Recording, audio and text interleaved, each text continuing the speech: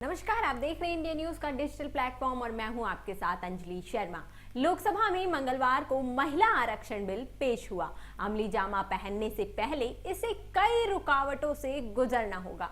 इसमें राजनीतिक दलों का समर्थन हासिल करने के साथ जनगणना और परिसीमन की प्रक्रिया शामिल है।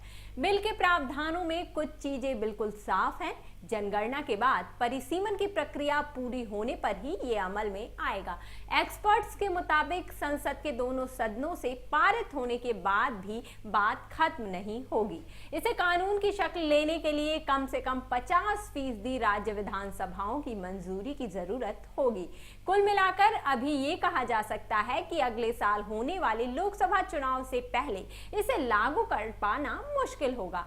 2029 के बाद भी इसे लागू करने के लिए सरकार को तेजी से काम करना होगा, तभी ये वास्तविकता बनेगा। संविधान के जानकारों का कहना है कि अगले लोकसभा चुनाव से पहले महिला आरक्षण बिल को कानून का रूप देना मुश्किल है। संसद के दोनों सदनों से विधेयक पारित हो जाने के बाद भी कई तरह की अड़चनें हैं।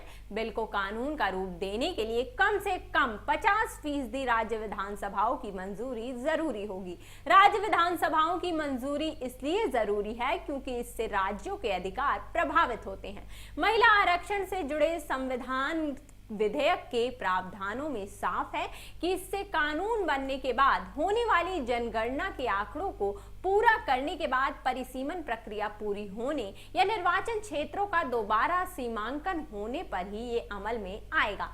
संविधान में अनुच्छेद 334 के बाद जोड़ने के लिए प्रस्तावित नए अनुच्छेद 334A के अनुसार संविधान विधेयक 2023 के प्रारंभ होने के बाद की गई पहली जनगणना के संगत आंकड़े प्रकाशित होने के बाद इस उद्देश्य के लिए परिसीमन की कवायद शुरू होने के पश्चात विधेयक प्रभाव में आएगा।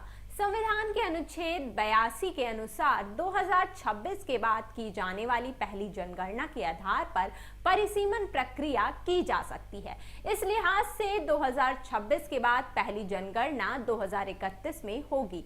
इसके बाद परिसीमन किया जाएगा। सरकार ने 2021 में जनगणना की प्रक्रिया पर कोविड महामारी के मद्देनजर रोक लगा दी थी। 2029 के लोकसभा चुनाव से पहले महिला आरक्षण को वास्तविक रूप देने के लिए सरकार को इस प्रक्रिया को तेजी से पूरा कराना होगा। इस कानून के प्रभावी होने के बाद लोकसभा में 33% सीट महिलाओं के लिए आरक्षित हो जाएंगी।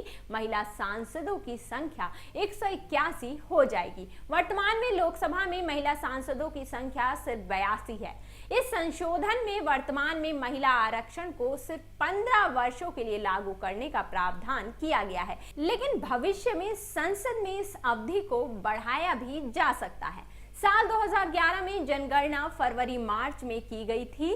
इनके आंकड़े उस समय 31 मार्च को जारी किए गए थे। विशेषज्ञों ने ये बात भी कही है कि महिलाएं प्रतिनिधि तो चुनी जा सकती हैं, लेकिन वास्तविक अधिकार उनके पतियों के पास रह सकते हैं, जैसा कि पंचायत स्तर पर देखा गया।